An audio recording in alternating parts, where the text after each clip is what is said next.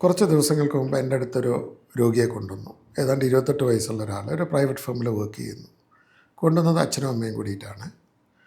അപ്പോൾ ഒരു 2 മാസം മുമ്പ് അവർ കുറച്ച് നാളത്തേക്ക് ഒരു ചെറിയ വ്യത്യാസം കണ്ടിരുന്നു. അതായത് കുറച്ചും കൂടി ഒരു ഊർജ്ജസ്വലനാവുക, കുറച്ചും കൂടി കൂടുതൽ പൈസ സ്പെൻഡ് ചെയ്യുക, ഓഫീസിലേക്ക് നേരത്തെ പോവുക, ഓഫീസിലെ കാര്യങ്ങളിൽ കൂടുതൽ താല്പര്യം കാണിക്കുക, ആരെങ്കിലും എന്തെങ്കിലും പറഞ്ഞാൽ പെട്ടെന്ന് ദേഷ്യം പിടിക്കുക, വളരെ ആക്റ്റീവായിരുന്നു. കുറച്ചൊരു ഓവർ സ്പെൻഡിങ് ആയിട്ട് അവർ കണ്ടു. അതൊരു 2-3 ആഴ്ച കഴിഞ്ഞിട്ട് പുള്ളി എക്സാക്റ്റ് ഓപ്പോസിറ്റ് അവസ്ഥയിലേക്ക് പോയി. തീരെ ഓഫീസിൽ പോകാൻ വിമുഖത കാണിക്കുക, കൂട്ടുകാർ വിളിച്ചാൽ ഫോൺ എടുക്കാതിരിക്കുക, വീട്ടിലുള്ളവരുടെ കൂടെ ഭക്ഷണം കഴിക്കാൻ വരാതിരിക്കുക, സംസാരിക്കാതിരിക്കുക. അങ്ങനെ സംശയമായപ്പോഴാണ് അവരെൻ്റെ അടുത്ത് കൊണ്ടുവന്നത്. അപ്പോൾ രോഗിയോടും സംസാരിച്ചു, കൂടെ വന്ന പാരൻസിനോടും സംസാരിച്ചു.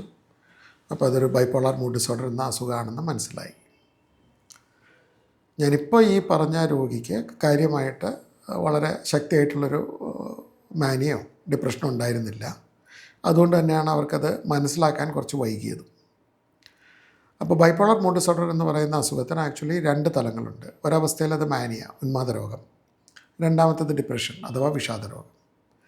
ഉന്മാദ രോഗത്തിൽ രോഗിക്ക് പൊതുവെ ധൈര്യം കൂടും, കൂടുതൽ സന്തോഷവാനായിരിക്കും, കൂടുതൽ ആക്റ്റീവ് ആകും, കൂടുതൽ റിസ്ക് ടേക്കിംഗ് ബിഹേവിയർ ഉണ്ടാവും, വളരെ സ്പീഡിൽ വണ്ടി ഓടിക്കുക, കൂടുതൽ അനാവശ്യമായിട്ട് സാധനങ്ങൾ വാങ്ങുക, ഉറക്കം അധികം ഉറങ്ങിയില്ലെങ്കിലും ക്ഷീണമൊന്നും ഉണ്ടാവില്ല, വളരെ ആക്റ്റീവായിട്ട് സോഷ്യലായിട്ട് ആക്റ്റീവായിട്ടൊക്കെ നടക്കാൻ പറ്റും. വിഷാദ രോഗം ഇതിൻ്റെ എക്സാക്റ്റ് ഓപ്പോസിറ്റ് അവസ്ഥയാണ്. ഭയങ്കര അലസത തോന്നുക, വിമുഖത കാണിക്കുക, ഉറക്കക്കുറവ്, മറ്റുള്ളവരോട് സംസാരിക്കാൻ താല്പര്യമില്ലായ്മ, ആരുടെ കൂട്ടത്തിൽ കൂടാൻ ബുദ്ധിമുട്ടുണ്ടാവുക, ജീവിതത്തോട് തന്നെ ഒരു വിരക്തി തോന്നുക, ഇങ്ങനെയുള്ള കണ്ടീഷൻസാണ്. ഒരേ അസുഖത്തിൻ്റെ 2 ഭാഗമായിട്ടുള്ള 2 എക്സാക്റ്റ് ഓപ്പോസിറ്റ് അവസ്ഥകളാണ് മാനിയയും ഡിപ്രഷനും. ഇത് രണ്ടും കൂടി വരുന്ന അവസ്ഥയ്ക്കാണ് ബൈപ്പോളർ ഡിസോർഡർ എന്ന് പറയുന്നത്. ഏതാണ്ട് 7% ആളുകൾക്ക് ബൈപ്പോളർ ഡിസോർഡർ വരും.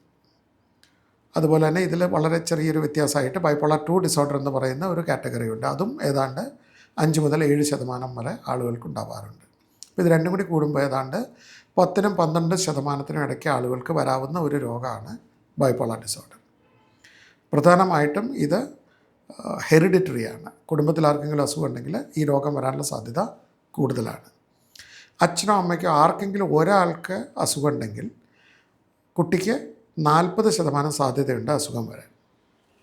അച്ഛനും അമ്മയും ബൈപ്പോളർ ഡിസോർഡർ രോഗികളാണെങ്കിൽ 80% ചാൻസസ് ഉണ്ട് ഈ രോഗം ഇൻഹെറിറ്റ് ചെയ്യാൻ.